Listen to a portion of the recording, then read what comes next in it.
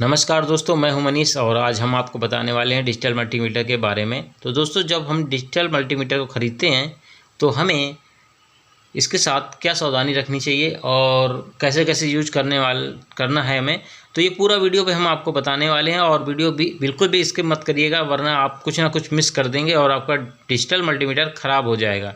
तो ये हमारा डिजिटल मल्टीमीटर, ये इसकी ऑफ पोजीशन है और ये हमेशा जब काम नहीं होता तो हमें इसे ऑफ़ कर देना चाहिए, बिल्कुल इस तरह से। तो इससे हमारी बैटरी बच जाती है और काफ़ी समय तक चलती है। तो जब हम डिजिटल मल्टीमीटर को ख़रीदते हैं तो उसके साथ हमें मिलता है लीड का एक जोड़ा, जिस जोड़े में एक होती है लीड हमारी ब्लैक कलर की और एक होती है हमारी रेड कलर की। तो ब्लैक कलर की कहाँ लगानी है और रेड कलर की कहाँ लगानी है और हम उससे क्या क्या मेजर्स कर सकते हैं। तो देखिए, कॉमन है, कॉमन पे हम लगाते हैं ब्लैक कलर को, और जो हमारा सेंटर पॉइंट है यहाँ हम लगाते हैं रेड कलर की लीड को। तो ये यहाँ पे देखिए, कॉमन पे हमने लगा दिया है ब्लैक कलर की। इस तरह से हमने निशान से आपको बताएंगे, और सेंटर पॉइंट पे हम लगा देते हैं रेड कलर की। यहाँ पर हम मेजर करते हैं वोल्ट, एम्पियर और ओम्स वैल्यू, और कई भी चीज़ें मेजर करते हैं। और जो सबसे ऊपर होता है वहाँ पे हम मेजर करते हैं डीसी एम्पियर को, और इसका बहुत जो तीसरे नंबर पे हम जब लगाते हैं तो बहुत कम यूज होता है। अब हमें सावधानी क्या क्या रखनी है, तो हम शुरू करते हैं। देखिए, जब भी हम घर की सप्लाई को चेक करते हैं या तो हम कोई भी कंपोनेंट्स चेक करते हैं, हम यहाँ पे इसको लगाते हैं इस तरह से देखिए, हम इसको एरो को घुमा देते हैं। तो हमेशा 750 पे रखनी चाहिए, जिससे हम अपने घर की सप्लाई को हाई वैल्यू पे चेक करेंगे तो आसानी रहेगी। अब बात करते हैं हम, देखिए अब हमने ये एसी की बात करी थी, अब हम बात करेंगे डीसी की। तो ये डीसी का एम्पियर और ये डीसी का वोल्टेज। तो वोल्टेज हम लोग अक्सर चेक करते हैं, जैसे बैटरी का हो गया, एक कोई भी हम लोग चार्जर वगैरह बनाते हैं वहाँ पे। और ये है हमारी रेजिस्टेंस वैल्यू। ये इस तरह से हम इसको जब घुमा देते हैं तो यहाँ हम रेजिस्टेंस वैल्यू को मेजर करते हैं। तो हमें क्या अभी हमने सीखा कि हमें कैसे रेजिस्टेंस वैल्यू चेक करनी। और रेजिस्टेंस वैल्यू जब हम चेक करते हैं तो हमें सप्लाई हमेशा जो कंपोनेंट्स यानी कि जो हमारे उपकरण हैं उनकी सप्लाई बंद कर देनी चाहिए। जैसे हम घर का कोई भी उपकरण चेक कर रहे हैं, किसी चीज़ का रेजिस्टेंस, तो वहाँ पे हमें सप्लाई बंद कर देनी चाहिए, अन्यथा हमारा मल्टीमीटर ख़राब हो जाएगा।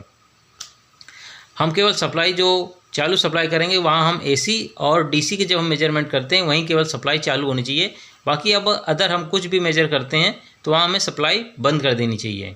ठीक है, तो जैसे हम रेजिस्टेंस की वैल्यू चेक करते हैं वहाँ पे हमें सप्लाई बंद कर देनी चाहिए, ना एसी की ना डीसी की। तो यहाँ तक आपको समझ में आया होगा। अब ये है हमारा ट्रांजिस्टर, जैसे हम मेजर करते हैं तो ये यहाँ पे ट्रांजिस्टर का बेस कलेक्टर एमीटर मेजर किया जाता है, और ये कंपोनेंट्स की श्रेणी में आता है, जहाँ से हम इसके जो पैरामीटर्स होते हैं वहाँ पे 3 अंक शो करेगा, और हम उसकी वैल्यू को जानकारी कर लेते हैं कि कौन सा कलेक्टर, बेस और एमीटर है। तो ये हम लोग जब बहुत इलेक्ट्रॉनिक्स के अंदर काम करते हैं तब वहाँ से हम जानकारी करते हैं ये ट्रांजिस्टर के बारे में। तो ये हम लोगों को बहुत कम यूज होता है। अब बात हम करने वाले हैं बहुत इम्पॉर्टेंट बात, जैसे कि आपको हम लोग देखते हैं कि अब हम लोगों को सबसे ज़्यादा ज़रूरी क्या होता है, हम इस मल्टीमीटर का यूज क्यों करते हैं सबसे ज़्यादा, तो हमें क्या क्या सावधानी रखनी चाहिए। तो ये हमारा बजर रेंज वाला, देखिए इसको हम जब बजर रेंज पे सेट करते हैं तो यहाँ पे कोई भी सप्लाई यानी कि कंपोनेंट का इनपुट और आउटपुट कुछ भी सप्लाई से नहीं जुड़ा होना चाहिए, ना एसी से ना डीसी से।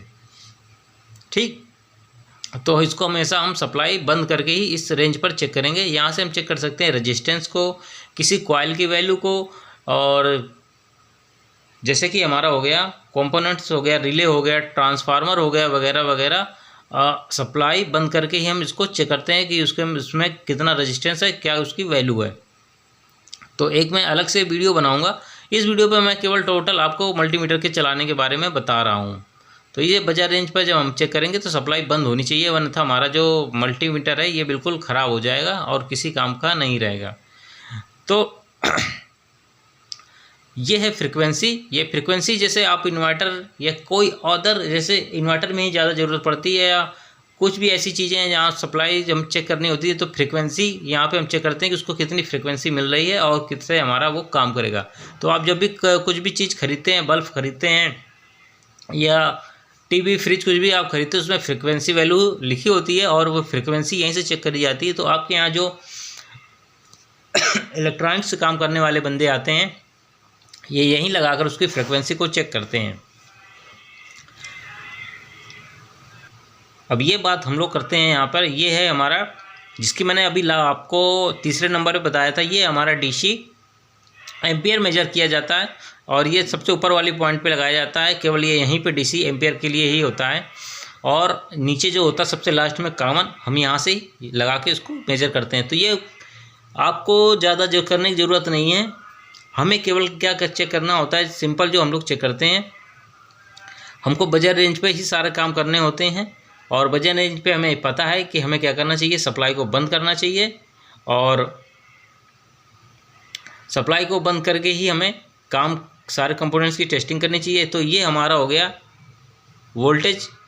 ये जो अभी आपने देखा बड़ा सा एरो नीले कलर का, यहाँ से हम चेक करते हैं अपना एसी, और जो आप मेरे बिल्कुल वीडियो के आप बाएं साइड पे देख रहे हैं, वहाँ से हम वोल्टेज चेक करते हैं डीसी वाला। तो फ़िलहाल मैंने आपको सारे समझा दिए बारी बारी से। अगर आपको कोई भी जानकारी है और चाहिए तो मेरे YouTube चैनल से जुड़े रहिए। फिर मिलते हैं कुछ नया लेकर, मल्टीमीटर के बारे में और भी कुछ चीज़ें लेकर, रिपेयरिंग के बारे में वीडियो। इसी के साथ जय हिंद, वंदे मातरम।